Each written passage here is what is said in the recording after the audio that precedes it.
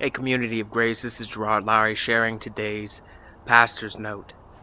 I'm sharing just from my mundane, regular life, but some things that I think may resonate with some of the things that we talk about with faith, and I hope that they are helpful to you and to your faith as well. A few days ago, I was out here trimming branches and pulling weeds in the backyard, getting ready for the big trash haul they were going to do in the neighborhood. And I looked at the flower garden, at all the weeds that had grown there, and I thought that I'd just give it a little more time. When I have more energy, I'll come back and I'll pull the weeds in the flower garden in our backyard in preparation for the spring and what we will plant there. This past spring, we planted sugar snap peas and we planted okra, and we spent weeks after planting watering and tending to the garden, but nothing grew. It came to find out that we may have planted a little late in the season, particularly for the sugar snap peas, and some have never heard of okra growing in this part of the world.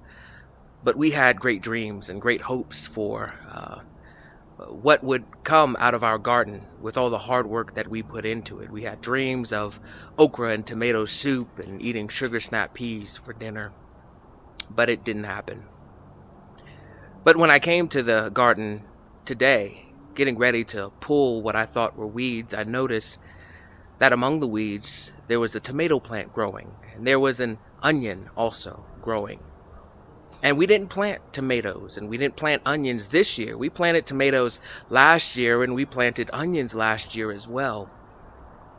Apparently, with all the rain that we've been having lately, I guess a tomato that dropped off last year was nurtured and started to produce. And so we have a tomato plant, and I guess the same with the onion. It produced another little onion for us.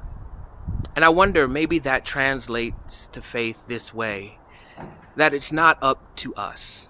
That some things aren't just up to us. No matter how hard we work, no matter how much we dream and hope, that things just won't work out as we had planned. But sometimes if you just give it time, that God may be doing something else, and something else may grow in places where you had hoped something else would. And maybe your dream doesn't come true as you had envisioned it, but something else begins to grow.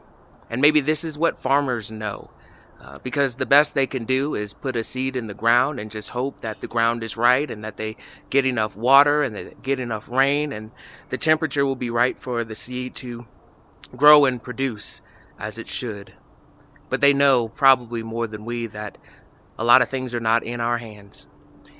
So I think that's the lesson that we can learn from my little garden here and the tomato plant that we have and our little onion growing out here, that a lot of things are not in our hands. But we can trust God, who not only farms and tills the ground, but farms and tills and works in our lives to produce. And so let us trust God. God bless you. I pray that God is growing something in your gardens, in your lives. God bless you.